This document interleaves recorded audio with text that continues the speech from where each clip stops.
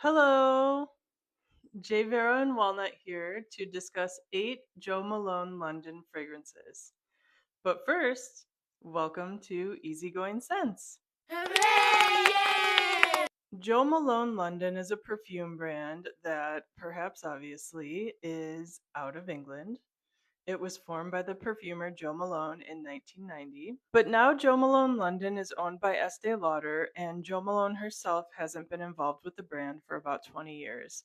She makes her own perfumes under the brand Jo Loves, which hopefully I will get a hold of someday and review in a different video. Today I'm reviewing 8 scents that are found in a discovery set sold at Sephora for $32.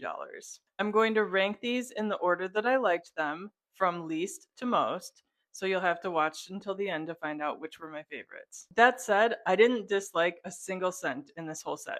Number 8, Myrrh and Tonka by perfumer Mathilde Bajot. Maybe it's Bajot?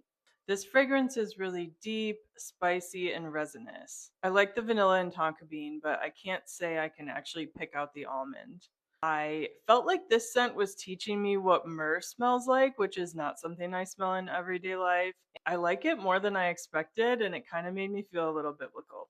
All Jo Malone London fragrances are unisex, but I would say that according to traditional standards, this one is the one that's the most masculine. That said, if a woman wore it, people wouldn't think she was wearing a quote unquote men's fragrance. Number 7, Scarlet Poppy. I thought this would be one of the ones that I would smell on camera. Despite the name, I think I would categorize Scarlet Poppy more as a fig scent than a floral scent. It has the deepness of fig combined with the deepness of tonka bean that just comes out really smooth and this just like nice, deep, full, rich scent. And I feel like there is some floral in here for sure, but I can't make out the individual flowers. And I'm not sure if that's because there's just like a tiny bit of floral in here, or if that's because I'm not very knowledgeable about these specific flowers. Number 6 is wood sage and sea salt. Sephora gave me a free little one of these for my recent birthday, so that's cool. I view it as a summer and maybe fall scent. Whew, look at that atomizer. It smells like the beach, but not like a tropical beach. It's more like you're walking along a rocky beach and the waves hit the rocks and that mist kind of comes up in your face a little bit. It's salty, but it's also very airy. This one came out in 2014, so I'm thinking that it was likely a leader in the marine trend. I know that marine scents are trendy. When I first started experimenting with perfume, I didn't really like marine scents because I was really nostalgic for those like sweet 90s aquatics. So these newer salty aquatics didn't do it for me, but now I'm being won over. Number 5, Nectarine, Blossom, and Honey. Ooh la la. One word comes to mind when I smell this, and it is not nectarine, it is nectar. When I smell this, I feel like I know what it's like to be a bumblebee, like buzzing around a garden, and to feel pulled by a very specific flower. When I look at the notes on this one, I expect it to be ultra sweet, super fruity, and kind of jammy with the currant, nectarine, peach, and plum. But this is also really light and airy.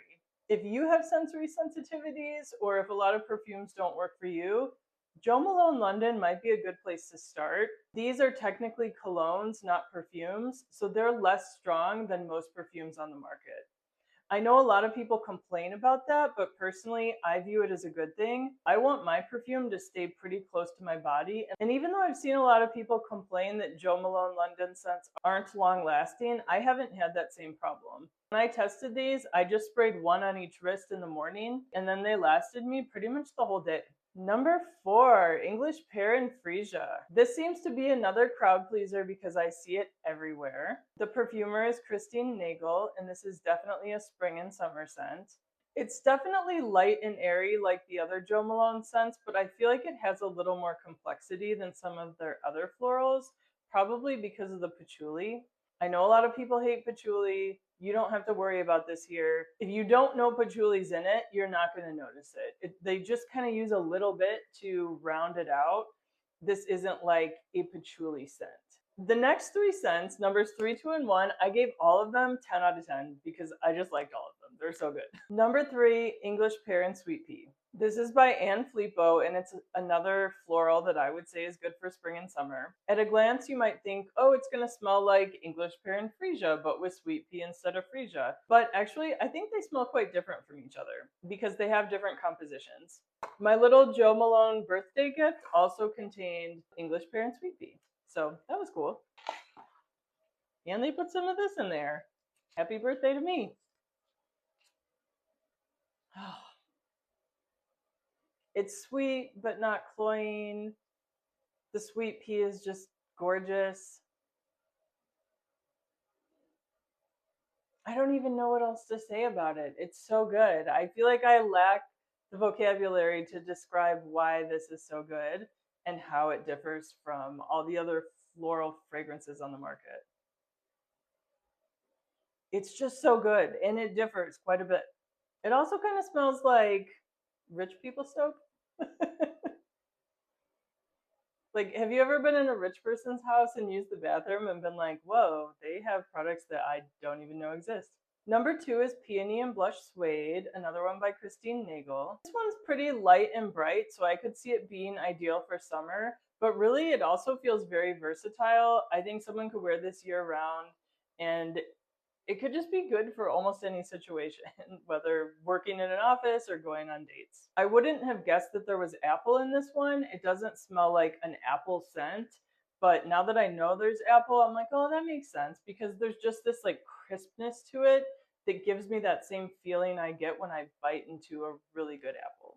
Number 1, mimosa and cardamom. Yay! I'm so excited for this one. Actually, what am I thinking? I have a confession to make.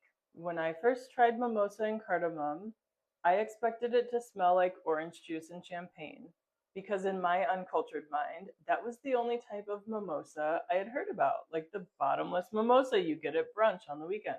This fragrance is where I learned that mimosa is also the name of a flower.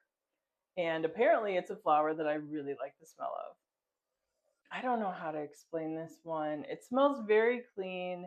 Again, rich people soap vibes.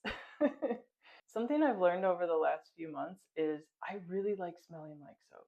I like smelling not only like I just got out of the shower, but like I took a shower at a very expensive hotel and used all these fancy products that I've never heard about and that probably cost more than my rent. This isn't necessarily the most exciting fragrance from the bunch, so to be honest, I'm kind of questioning why I put it first.